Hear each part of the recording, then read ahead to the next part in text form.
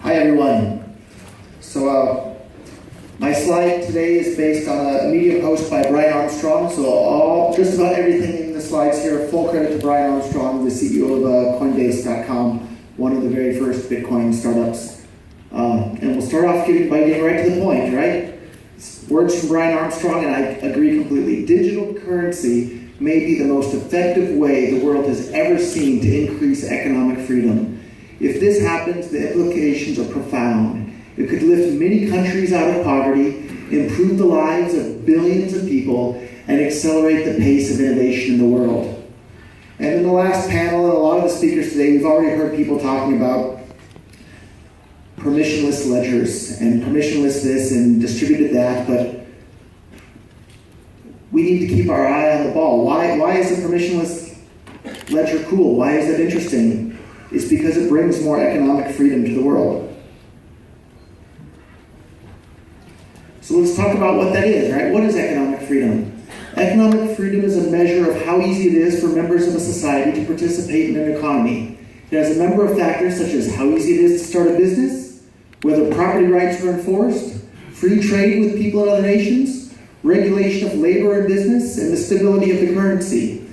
And if we stop and think about that for a minute, Bitcoin and digital currencies make all of these so much easier. Before Bitcoin, if you wanted to start a business and accept payments from somebody else in another country or even another town next over, you'd have to get permission from your local bank or from PayPal or from a credit card processor, and they'd have to get permission from the local government. If it's an international business, you'd have to get permission from both governments and banks in all these countries, and there's all these intermediaries along the way that everybody has to get permission from.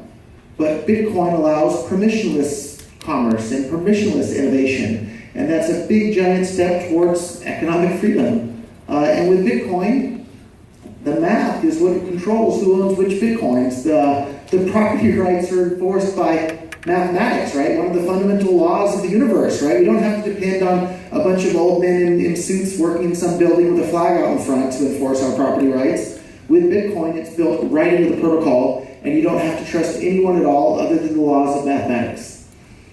And again, for anybody that's used PayPal or credit cards or tried to accept international payments, when you install a Bitcoin wallet for the first time and see how easy it is right before your eyes to send and receive payments with somebody else, it's like magic. It really is a magical experience when you see just how easy it is. And that's going to bring more economic freedom to the entire world. And it allows people, whether in so-called free countries or in oppressive countries, you can start a business right now today with Bitcoin.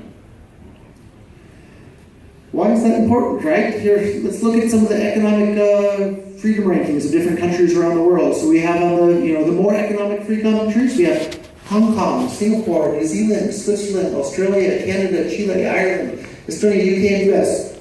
All places that are known to be pretty decent places to live, right? People have a high standard of living. It's a nice place to live. If you look at the least economically free countries, North Korea, Cuba, Venezuela, Zimbabwe, on and on and on. And if you look at the list of countries on the right that are less economically free versus the countries on the left, it's pretty clear which set of countries you would rather live in and spend your life and raise your family. And it's not just a coincidence, I will argue later. And here's an example, right? Havana, Cuba in the 50s versus today. Not all that different, but look at how far Hong Kong came. And the top of the slide is cut off a little bit, but the top pictures are Hong Kong. It came from nothing to a world-class city overnight. And they're both little islands. Cuba, if anything, is a much bigger island than Hong Kong, but it was just different economic policies, more economic freedom in Hong Kong. So why is economic freedom so important? Because it leads to a higher per capita income, higher life expectancy, higher literacy rates, more income for the poorest 10% of the population, improved environmental protection, fewer wars and violent conflicts, higher self-reported happiness of citizens, less corruption and bribery, right? Economic freedom brings all those things. Who doesn't want all of those things in their life? And again, we have a list of the income level for the poorest 10%. If you want to help the poor around the world, the best way to help the poorest people around the world is through more economic freedom. So the green on this chart is the most economically free group of countries, and the red is the least economically free group of countries. And if you look at it, the countries with the most economic freedom have the highest income level for the poorest 10%. And again, for income per capita as a whole, the most economically free countries have way more income per capita for everybody. And from the most economically free to a little bit less economically free to medium to not so much to not at all, look at it. It's plain as day right there before your face. And Bitcoin helps bring more economic freedom to the whole world. So if you want more income per capita, Bitcoin's a good way to help that come to the world. If you want more people to be able to read, right? So you can read and understand this sort of thing. There's some correlation between economic freedom and literacy rates as well, plain as day in the chart there. Life expectancy, right? Nobody here wants to die. If you want to die, you would have already committed suicide and you wouldn't be here at the top. So that's proof that all of you guys want to live.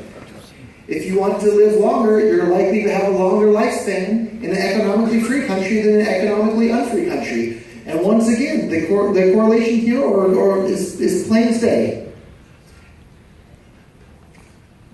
Unemployment rates, right? Everybody wants to have a job and have income. Unemployment rates are the lowest in the most economically free countries. The more economic freedom a country has, or a place or area has, the easier it is for anybody to get a job. And the more economically unfree the country is, the harder it is to get a job, so the more unemployment you'll have. And again, look at the correlation here. It's just incredible. Infant mortality, right? Everybody loves babies. Nobody wants to see babies die. If you want more babies to live through childbirth, the economically free countries are the place where you should have your children. Because look at this. I mean, what a drastic difference. And the more economic freedom a country has, the more babies are going to survive childbirth. And there's not too many people in the world that aren't in favor of more babies surviving childbirth. Children in the labor force, right? Lots of people are appalled by the fact that children have to work, from a very, very young age. It's in the economically unfree countries where, you see these 4, 5, 6, 7, 8-year-old kids having to work 40, 60, 70-hour weeks. If you want kids to not have to work in the labor force from a very, very young age, economic freedom helps with that as well. And it's worth pointing out that correlation does not prove causation. But when we see example after example after example in both theory and in practice, where greater economic freedom leads to better results for the rich and poor alike, I think some very strong inferences can be made. And that's why I'm so excited about Bitcoin, because long before Bitcoin had ever been invented, my hobby was studying economics, and specifically about how the more economically free a country is, the higher the standard of living everybody in that country is. And if you take a look around, for those of us that are old enough to remember before the Berlin Wall came down, East Germany and West Germany is a wonderful example. You had the same culture, the same, natural resources, just two different forms of the government controlling the economy. And in West Germany, you had much more economic freedom than in East Germany. And in West Germany, people had a much higher standard of living. They were producing Porsches and Mercedes and BMWs and exporting them all over the world. And people, for the most part, had a pretty good standard of living. And in East Germany, you had much less economic freedom. They weren't producing Porsches and Mercedes and BMWs and Audis. They were producing a great big giant wall to prevent people from escaping because things were so bad there. And that's a real-world example right before our eyes of where we can see economic freedom makes everybody better off. Another example that's still in existence today is North Korea versus South Korea, right? Koreans on both sides of that border. On South Korea, you have a much higher degree of economic freedom, and you have, Samsung and LG and all these amazing electronics and cool things. And I can't think of anything they produced in North Korea other than a police state to prevent people from being able to escape. So clearly, economic freedom. If you want to live in an economically freer country than a less free country, and Bitcoin helps that for not just one specific country. Bitcoin helps bring additional economic freedom to every single person on the planet. And it does it by making it easier to start a business. It makes it so your property rights in your Bitcoin are easily enforceable via the laws of mathematics, not the laws of some politicians who you've never met. It promotes free trade. You can do business with anyone, anywhere in the world right now today with Bitcoin. It enables freedom of contract, right? Smart contracts are on the rage. People are talking about that all the time, but it allows people to have their contracts and choose an arbiter of their choice anywhere in the world. It doesn't matter what jurisdiction they happen to physically be in. And it enables people to opt out of corrupt systems, right? If you don't like what's going on in your local area, just use Bitcoin instead. So if we can create more economic freedom in the world, it will serve as a giant economic stimulus package for the world, accelerate innovation, reduce wars, make the poorest 10% better off, overthrow corrupt governments, and raise happiness. And that's a quote from Brian Armstrong, the CEO of Coinbase, who is one of the very, very earliest Bitcoin companies in the world. And I remember meeting Brian for the first time at a barbecue in Silicon Valley in 2011. A lot of people might not realize that long ago, blockchain.info and Coinbase were actually one company in the early days. And the people that got involved in Bitcoin at that time, myself and Brian and lots of others included, we saw this vision of Bitcoin bringing more economic freedom to the entire world, and we knew we wanted to drop whatever it was we were working on before Bitcoin and work on Bitcoin full-time to help bring this amazingly powerful tool to help improve the lives of every single human being on the planet. So Bitcoin, and this is a quote from me because I think it's true, I had to put it in there. Bitcoin and digital currencies are the best tools the world has ever seen to accomplish these goals. So let's step back and think about that for a moment. Society's been civilized for a few thousand years at this point. Technology's gotten better. People have more freedom than they have in the past. But now we have this tool of Bitcoin that suddenly puts every single human being on the planet on even financial footing with everybody else. They now have the ability to interact with anyone else, anywhere on the planet, without requiring permission from somebody else. Something like that has never existed in the entire history of the world until the invention of Bitcoin. And that's going to help enable all of these wonderful traits that we just went over a moment ago. So if these ideas excite you, and you think economic freedom is a good thing, and less babies dying in childbirth is a good thing, and the poorest 10% having more money, and you having more money, and the entire world's rate of economic growth being faster than it is today, if you like all those things, get started with Bitcoin today. Tell your friends, tell your family, set up Bitcoin wallets for them, install the app, show them how to work it, tell them about Purse.io where they can save 15 or 20% on Amazon.com. If you want the entire world's rate of progress and the entire standard of humankind's living standard to increase at a faster rate than it's increasing today, Bitcoin is the very best tool we have to do that until AI comes around, because then that will also change things a bit. Anyhow, that's me. I'm Roger here. These are some of the companies I invested in because I want to see these positive changes come to the world sooner rather than later. I think I probably have a few minutes left for questions, so don't be shy. I have 5 minutes left. So if anybody has any questions or topics you want me to address, put your hand right up, and I'm happy to address them. So, and I see this guy right here with a phone. Hi, how are you, Roger? Hi. I want to know when Rootstock is coming out, how is that going to impact Ethereum, since it's backward compatible with most of the applications running on Ethereum? When it's going to be attached to the Bitcoin blockchain, since it's more robust? So his question is, how is Rootstock coming out going to affect Ethereum and everything else? That's probably a better question for Sergio than myself.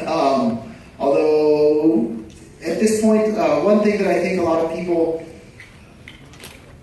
haven't given too much thought to yet is that Bitcoin was the first, but now we're kind of seeing an evolution of cryptocurrencies, and there's thousands of these now, and they're all competing against each other in a bit of a Darwinian evolution of cryptocurrencies. And so Bitcoin has the lead, and it's the king of the hill, and it has this giant network effect that'll be really, really hard to overcome. But once upon a time, T-Rex was the king of the world, and it didn't seem like anything could overcome that. And so Bitcoin's not guaranteed to be the winner in the end, but the more stuff that's built upon Bitcoin and the more stuff that happens with it, the more that its top dog position is cemented in. But it's not guaranteed to win in the end. So that's my long-winded answer to a question that I don't have much of an answer to. So. So that was my question. What, as an investor, what would you be looking out for? Like, for instance, if you have a disruption like the dot-com, the markets go down, this is going to go down, just like anything else. But a lot of it is leverage, as you were expecting. So, I'll repeat the question so everyone can hear it soon. okay, so basically, my question is, what would you be looking out for that could undo Bitcoin itself? I'm not saying that, I'm leveraging is going to undo it. No, I'm saying, what would you as an investor be looking out for? And then, what is an electricity event? Electricity goes out. So, whatever. I mean, my question is, what is it that you're looking for? So I think the short version of the question is what are my biggest concerns in regards to Bitcoin? And I think at this point, my two biggest concerns in regards to Bitcoin, not to open too big of a can of worms, are scalability and privacy. I think the privacy aspects of Bitcoin have been ignored a bit recently. In the early days of Bitcoin, everybody assumed that Bitcoin was much more private than we now know that it is today. Bitcoin's not nearly as private as it should be and needs to be. And a lot of regulators or bankers or those sorts of people, they think, oh, you can't have some private currency. But if you think about it, one of the characteristics that makes something money is fungibility. And fungibility is just another word for privacy. So if you want to have something that works well as money, it has to be fungible. And in order for something to be fungible, it has to be private. So that's an inherent characteristic of money that Bitcoin needs to improve upon in the future. So those are the two things that I'm the most concerned about. So right here in front. So I noticed you have Ripple on there, and there's a lot. I think there's a bit of controversy. Is that really a blockchain? And can you just give us your opinion on Ripple? So the question is, why is Ripple listed on there? So I invested in Ripple in 2012, I think it was, when Bitcoin was about $2.